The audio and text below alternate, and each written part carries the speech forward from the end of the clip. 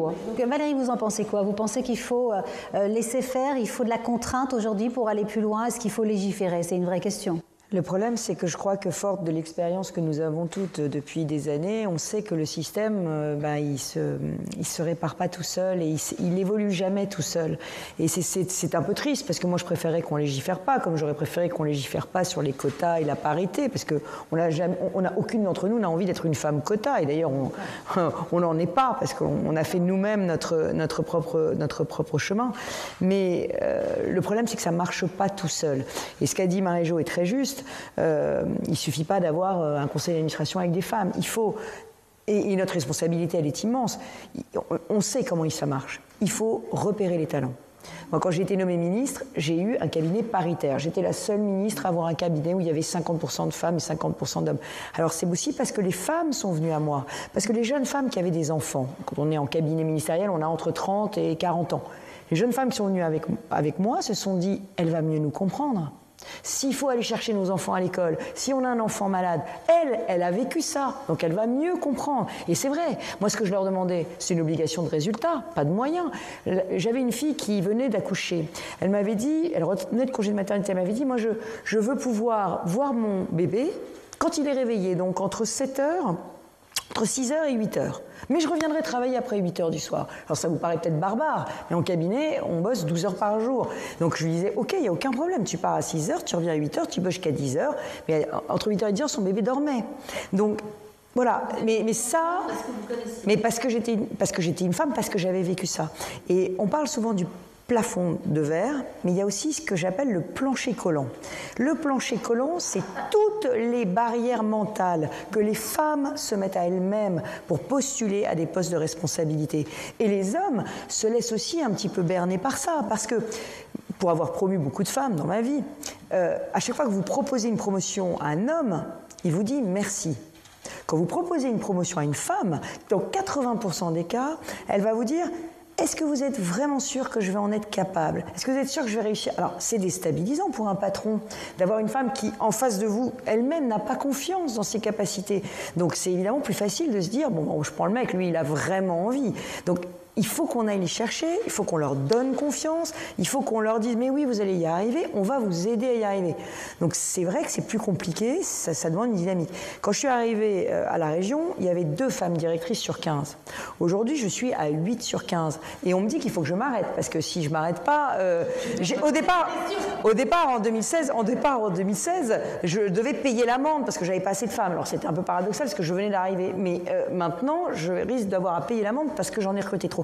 Mais je suis allée les chercher, comme je suis allée chercher les jeunes femmes que j'ai fait élire sur ma liste ou que j'ai poussé à aller au municipal, parce que le premier mandat en politique, c'est le mandat de maire. Mais c'est compliqué d'être maire. C'est exposer sa vie personnelle. Mais donc, est-ce que vous pensez qu'aujourd'hui, il faut légiférer? Oui, parce que les hommes n'iront pas les chercher. Et si la loi est là, les hommes vont se mettre dans cette logique, parce que ce sera la loi, et sinon ils paieront des amendes.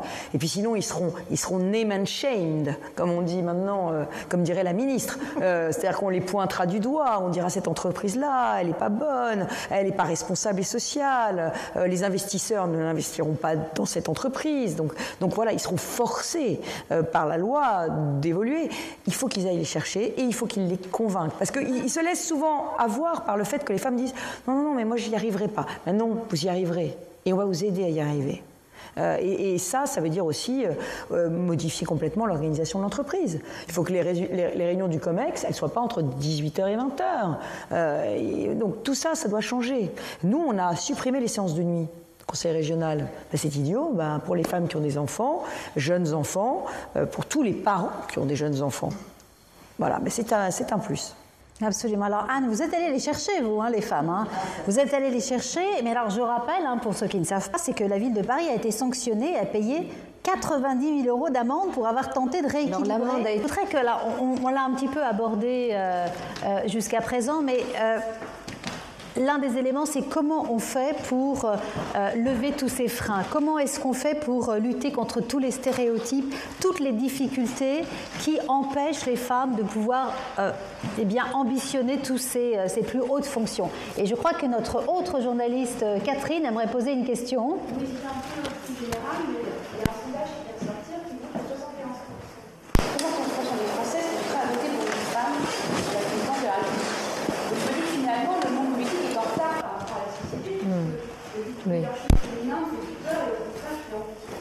Oui.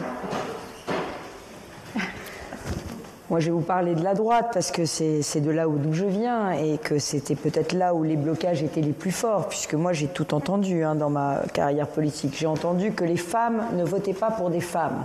Donc, il fallait surtout pas en présenter, parce que comme elles représentent 50% de la population, on n'avait plus que 50% des voix. Bon. Ensuite, j'ai entendu dire que les femmes de droite, elles aimaient garder leurs enfants à la maison et que donc on ne trouverait pas de candidate. Donc voilà, j'ai eu ça. Et puis ensuite, évidemment, la question de la compétence est arrivée très très vite. Nous n'étions pas faites pour ce monde-là, parce que ce monde était trop violent et que, comme on le sait, les femmes pleurent. C'est bien connu. Donc d'ailleurs, très souvent, quand on a des grosses tensions, qu'on est ministre, moi je me souviens d'avoir été ministre avec quand même 900 000 étudiants dans la rue, une réforme de l'université qui était une réforme très dure à faire, qui depuis n'a plus jamais été contestée, remise en cause, mais qui a été très dure à faire. Et les journalistes disaient, Valérie Pécresse pleure dans l'hémicycle de l'Assemblée nationale. J'ai jamais versé une larme de ma vie, en tout cas pas sur ce sujet-là, en tout cas, et que sur des sujets intimes et certainement pas devant les caméras. Donc mais la femme pleure, vous voyez, la femme est faible. Donc tous ces stéréotypes qui vous accompagnent toute votre vie et qui font que effectivement le monde politique est complètement en retard par rapport à la société française. La société française, elle a envie de leadership au féminin. Alors pourquoi elle a envie de leadership au féminin ? Peut-être parce que effectivement, comme on est très ancré dans la vie quotidienne par notre double vie de femme et de dirigeante, on aborde des sujets qui ne sont pas forcément toujours abordés dans le débat politique. On aborde des sujets de santé, de vie quotidienne, d'environnement, et on les aborde un peu différemment, parce qu'on n'a pas la même expérience que les hommes. Donc c'est vrai que ça, c'est quelque chose que les Français aiment chez les femmes, et puis aussi peut-être parce que notre leadership est un peu moins brutal. Et alors ça, c'est un peu un stéréotype, parce que je considère que les femmes doivent être fortes, je l'ai dit, mais une femme qui crie, une femme qui fait preuve d'une autorité excessive est tout de suite caricaturée. Donc on est obligé de convaincre, et on est obligé de convaincre sans doute un peu différemment. On est obligé de trouver plus d'arguments pour convaincre. Pour emporter les équipes, on est obligé de vraiment y mettre tout notre cœur. Et c'est peut-être ça aussi que les Français ressentent, c'est-à-dire une forme de sincérité supplémentaire. Ça passera, quand il y aura plein de femmes en politique, elles feront de la politique comme les hommes à la fin. Mais... Est-ce que vous pensez que c'est l'objectif, d'ailleurs, qu'on la fasse comme les hommes, ou au contraire, il faut qu'on... Non, mais il y a un effet de nouveauté, il ne faut pas se leurrer, il y a un effet de nouveauté du leadership au féminin qui s'estompera quand il y aura beaucoup de femmes leaders. Mais... C'est la politique qui aura changé sous l'effet du leadership féminin. Oui. C'est peut-être ça aussi. Espérons-le. Moi, je le souhaite de tout mon cœur, et je souhaite de tout mon cœur qu'on puisse apporter vraiment un plus. Ce que je remarque quand même, c'est qu'il y a des sondages qui ont été faits sur la crise Covid et qui disent que les pays dirigés par des femmes ont mieux géré la crise. Et peut-être l'ont-elles mieux géré parce que ces femmes ont su trouver des mots pour expliquer les choses, qui étaient leurs mots à elles, et qui étaient peut-être des mots qui étaient plus compris, qui étaient plus tangibles, je ne sais pas. Peut-être qu'elles descendaient plus dans le détail, je ne sais pas. Mais en tout cas, ces études existent. Et donc, pour rebondir sur la question de Corinne, est-ce que vous pensez que les Français sont prêts à voter pour une femme à la présidentielle ? Moi, j'en suis convaincue, mais je pense qu'il faudra encore, dans la classe politique, et donc dans les partis politiques, etc., il faudra lever des barrières mentales que eux se mettent. Moi, quand j'ai été investie, ils disaient dans mon propre parti, on va quand même pas investir une nana pour aller à la régionale. Mais heureusement, c'est pas le parti qui a décidé. C'est une commission d'investiture dans laquelle il y avait tous les maires de l'Île-de-France, tous les députés de l'Île-de-France, et eux, ils savaient que c'était moi qui étais la bonne candidate. Et donc, ils ont voté pour moi. Mais si on avait laissé le parti voter, le parti aurait dit c'est trop risqué de mettre une femme pour la première région de France. Il vaut mieux pouvoir mettre un homme. Je voudrais aussi, bien sûr, répondre à cette question. C'est très important parce que c'est vrai que beaucoup de femmes, justement, hésitent à se lancer dans des carrières de leadership, des carrières politiques, parce qu'elles ont peur de cette violence, de cette représentation.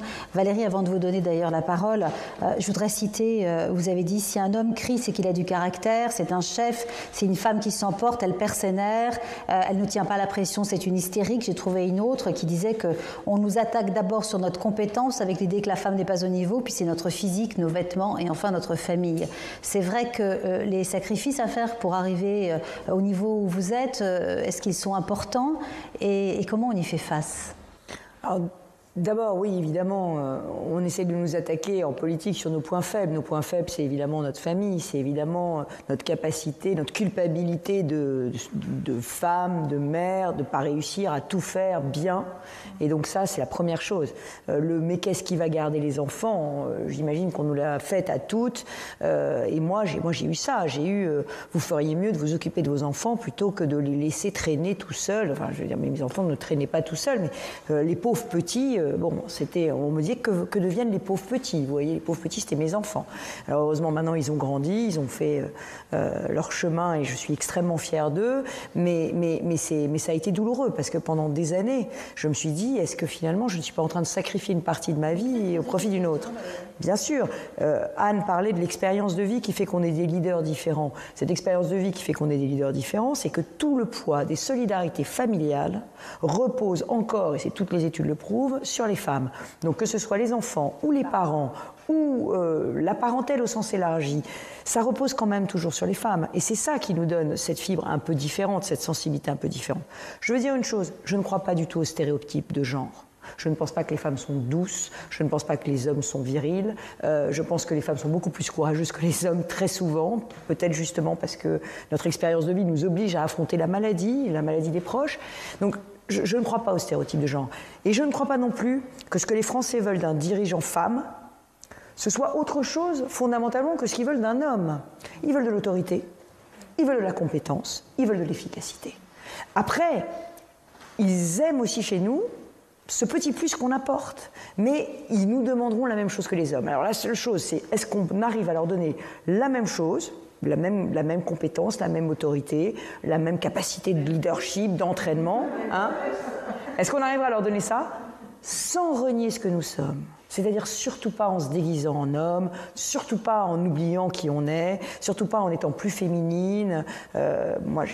On est critiqué sur nos vêtements, on est critiqué sur nos coiffures, on est critiqué sur tout, sur nos chaussures. Enfin, vraiment, mais c'est terrifiant, c'est terrifiant. Pourquoi ne pourrions-nous pas être un tout petit peu singulières dans ce monde si masculin? Et c'est vrai que c'est dur pour nous. Et il faut qu'on donne confiance aux jeunes générations, qu'on leur dise en même temps, mais ne vous inquiétez pas, c'est pas si dur que ça, vous allez y arriver. Donc on est toujours un peu schizophrène. Qu'est-ce qui vous anime, Valérie? Qu'est-ce qui finalement vous donne envie de continuer une carrière comme celle-ci et de prétendre aux plus hautes fonctions? Alors d'abord c'est la passion. Parce que la politique, c'est de la passion, c'est changer la vie, la politique. Donc le pouvoir de changer la vie, le pouvoir de faire, c'est quelque chose d'absolument magique. Et puis il y a le regard des personnes dont vous avez changé la vie. Parce qu'au bout d'un certain temps, un certain nombre d'années en politique, il y a des personnes dont vous avez changé la vie. Vous avez permis à leur enfant de faire des études. Vous avez permis à leur mari de trouver un emploi. Vous leur avez apporté en Ile-de-France des transports neufs. Vous leur avez apporté des logements supplémentaires. Vous avez changé leur vie et vous avez une relation avec eux. Ils ont une relation avec vous. Ça, c'est quelque chose qu'aucun autre métier n'apporte. Et c'est une drogue dure, parce que quand vous êtes dans une relation affective avec des personnes, c'est très très dur de décrocher. Elisabeth, qu'est-ce qui vous anime, cette même question? Qu'est-ce qui vous a aidé à obtenir justement des présidences à la fois dans l'entreprise et aujourd'hui d'être ministre? Eh bien, écoutez, on pourrait continuer cette conversation pendant des heures. Malheureusement, il va falloir s'arrêter là. Mais je tiens vraiment personnellement à vous remercier pour ce grand moment d'optimisme, pour cette inspiration, pour ces rôles modèles que vous incarnez et pour tous les conseils que vous avez donnés à tous ceux qui nous regardent. On vit actuellement une période, comme vous l'avez dit, extrêmement difficile. Et je crois que d'avoir des leçons d'optimisme, de résilience, de courage, de passion, toutes ces valeurs que vous incarnez, merci mesdames, et sachez que vous êtes chez vous au think tank Agir pour l'égalité. Merci. Merci à Marie-Claire. Oui. Et merci Marie-Claire. Et vous êtes évidemment chez vous ici, mesdames. Merci. En tout cas, vraiment merci à vous, vous avez été formidables.